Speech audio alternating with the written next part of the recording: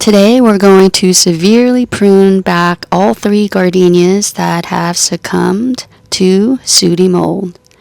The dark coating on the leaves is the sooty mold. The new shiny bright green leaves are the clean ones. The sooty mold was the result of honeydew, which is a sweet waste product left behind by the plant-sucking whiteflies that I noticed in the fall of last year. There were so many of them flying around whenever I was around this area. I thought it was an innocent thing until the leaves started looking bad, and then they got worse, and here they are now at their worst. Been putting off pruning them until today. Wanted to prune them back since late winter actually, so better late than never, right? My plan is to do major pruning, taking out all affected leaves so the plants could be healthier. Since I have been wanting to do a rejuvenation prune for a while now, because the gardenias have gotten too big and have been crowding the Japanese cedar, I figured this job would accomplish both tasks nicely. So started pruning the closest one to you first, then changed to my mind. Decided to be smarter and prune the farthest one first because it would get touched by the sun first. This way I would get less sun exposure, and the sun here is very direct, so I try to protect my skin as much as possible.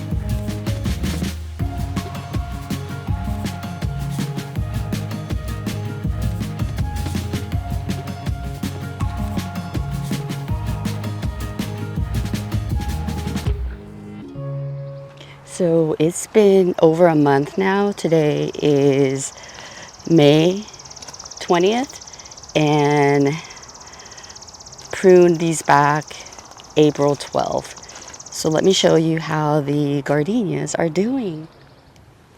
All right, here's the first one. It is flushing back beautifully. I did have to thin this out. Wanted to give this space some clearance because we have this Japanese cedar and did not want, like there was I just felt like before when the gardenias were bigger, it just seemed like there wasn't enough air circulation around here. So by doing this, I'm hoping that we will get more air circulation. Maybe we will prevent more, or prevent a lot of the whiteflies from happening in the future. So look at the nice fresh growth, and we even have blooms. I don't know if I mentioned earlier. Look at that.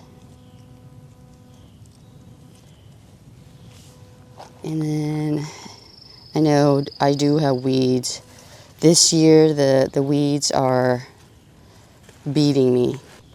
Here's another one. It is doing good also.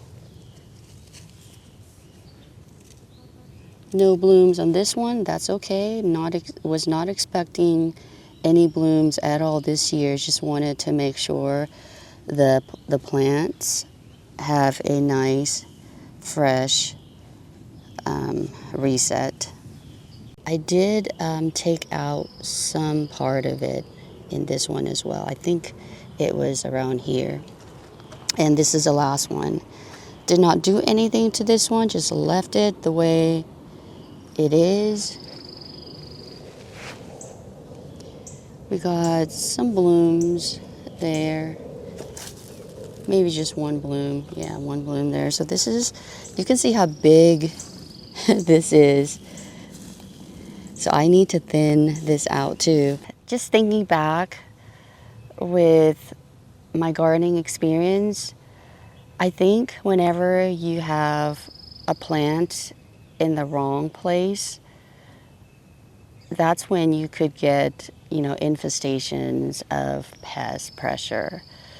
The only thing that I could think of with these guys, other than the fact that maybe there wasn't enough air circulation, is the fact that they are in full direct sunlight. And you all know that we live in the South here and we get we get extreme direct sunlight.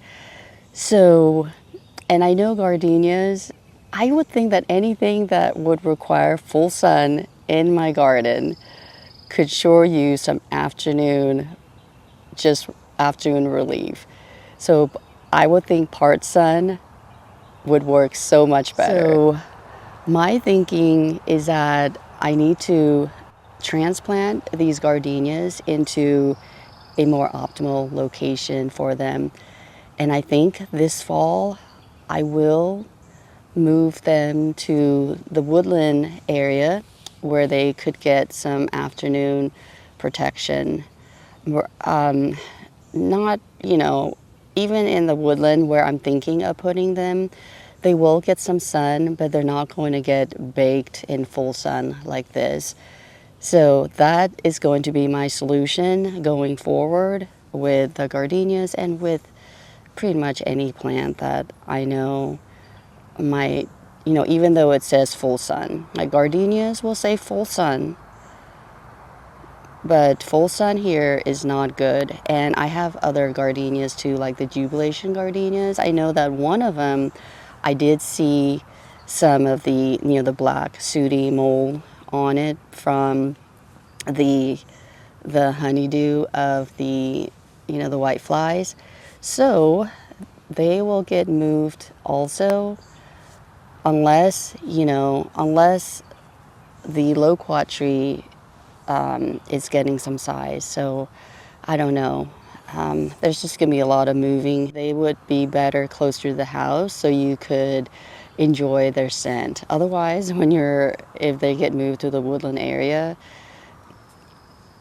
I'm not going to be there most of the time to enjoy that. I might have to make myself go farther out.